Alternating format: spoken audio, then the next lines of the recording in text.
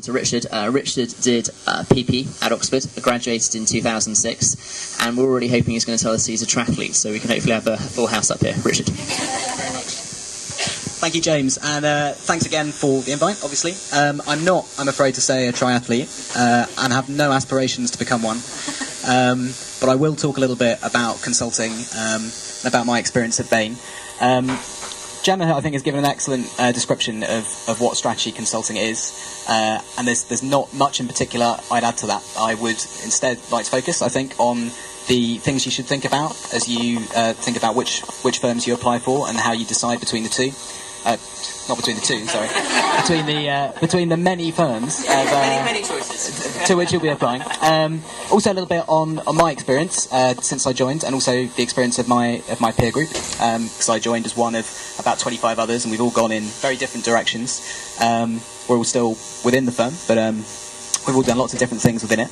And perhaps I will also focus on some of the industry specialisation options and things like that that people have chosen to do. So to start with, I think on Bain in general, you've heard some kind of basic outline of what we do. We are a strategy consulting firm, and we do have a lot of offices in a lot of different countries. So I think it's about 41 offices, about 4,000 employees, which still relative to a firm like Accenture or PwC is very, very small. I think it's slightly larger than OC&C.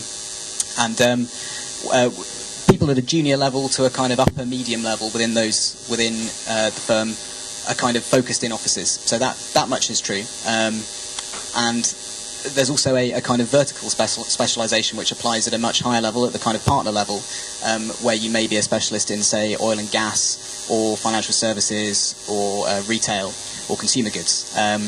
Up to quite a senior level of the firm, you're mainly focused in the offices, and you're a generalist who is applied to projects within those areas. You can choose, or you can you can express a preference to work in some of those areas and develop a specialisation earlier if you want. But I think something that people are often quite concerned about is being pigeonholed too early, and that is something that tends not to happen at Bain unless you choose it for yourself. So that's the structure of the firm. In terms of whether or not you get to, there's a disadvantage in being part of a larger but nonetheless still small firm. In terms of being able to travel and work overseas, that isn't something that I think has been my experience, and it's especially not something that I think in the last few years has been the case. In fact, in the last few years, the firm's been very busy actually, and there's been a much greater tendency to have to staff people globally. So people who've expressed a preference to go and be staffed on cases in Brazil, for example, from London, or South Africa, have done so. And there's also something that Bain does, and I think some other firms do, but we certainly do, is offer people the chance to transfer for 6 months to other offices across the world, across the global system. So there is opportunity for travel, and I can talk a little bit about the amount of travel that I've done a little bit later on. So that's the structure of the Bain system, and obviously ask any questions about it in more detail later. In terms of my personal experience, so I joined Bain a year after I graduated. I graduated in 2006 and was pretty undecided about what I wanted to do. And it is, believe it or not, okay to say that. It's okay, I think, in consulting in general to say, I don't know what I want to do long term, but this seems like a really good fit for now. And lots of people have that impression, and that was certainly the way that I was thinking when I graduated. So I filled that time to start with doing a bit of travelling, trying to use that time productively by working in Hong Kong for about 3 months as an intern. And then I kind of persisted with my love/obsession with politics by working in the House of Commons for a few months, whilst I kind of worked out what do I actually want to do in terms of earning a living. And that was really the time that I settled on consulting and thought, well, hang on, this is a great opportunity to build a kind of widely applicable set of skills pretty quickly. And I looked at the other options on offer and thought, I actually had quite a strong fear of early specialisation. So I thought, if I go into a major blue chip firm in their graduate schemes, am I going to end up stuck in an office at the same desk for the next 5 years, waiting for a promotion that may or may not happen but never materialises? Looking out the same windows, doing the same thing, working my 9 to 5, and that was a big driver of my fear. And at the time, I had quite a strong desire to work in public services in the public sector. born out of my interest in politics. And it seemed to me that working in the private sector, or at least giving it a go and seeing where it took me, was the best way to get into that. As it happens, 2.5 years, 3 years in, I still feel like I'm learning new stuff all the time. I still feel like I'm being challenged, certainly. And so it may or may not be that I end up fulfilling that original mission one day of moving into the public sector and deploying those skills, but for now it still feels like absolutely the right option. So that's when I started interviewing for consulting. Really attracted to Bain, and I can speak a little bit about the differentiators I think you should look for when you go to different consulting firms. For me, the biggest differentiator between the places I went to felt like the people, and I would encourage you to cut through a little bit the blurb that we will all give because we're trying to recruit people to our firms. It's worth talking to a lot of consultants, asking them a lot of questions, even the same questions, and seeing whether you can identify the things that there are things they're saying and there are ways that they are responding to you that you like. Because you will find out that there are cultural differences between each of these firms. I mean, as both of the other two speakers have said, consulting is a very poorly understood industry, often by people applying to it, as well as people who are just talking about it. And it's really worth getting a sense of how we all do what we call consulting, or more specifically strategy consulting, whatever we call it, the way we approach it. So that's worth digging into.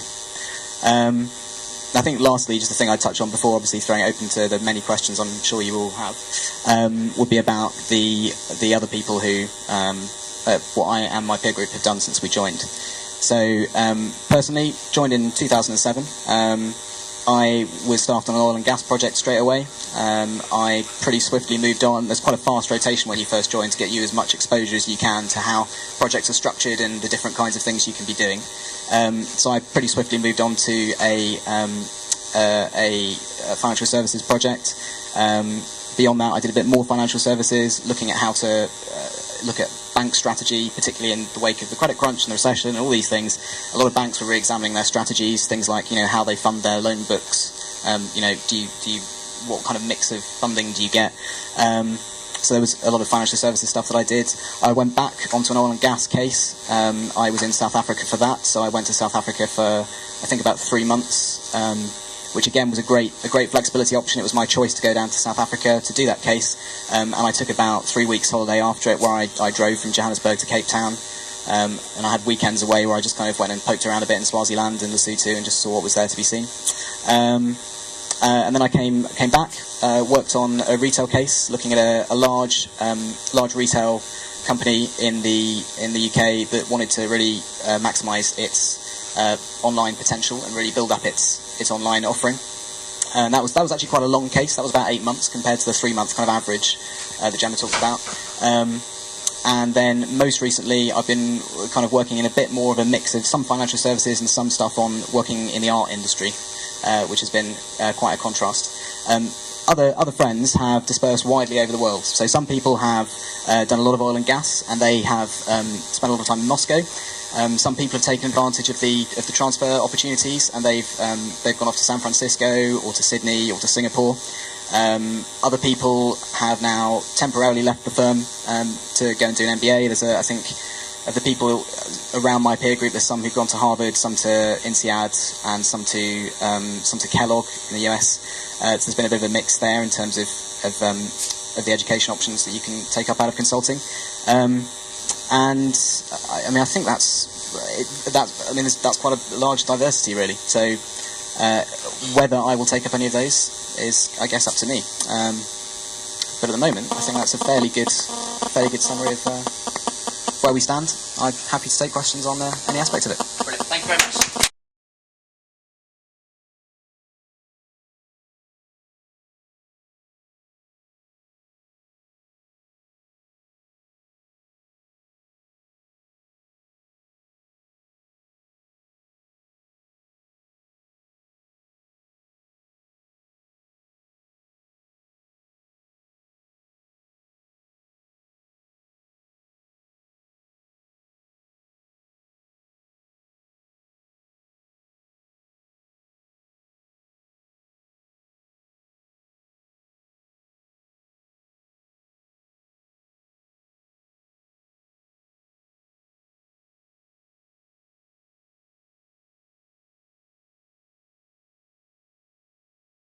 you.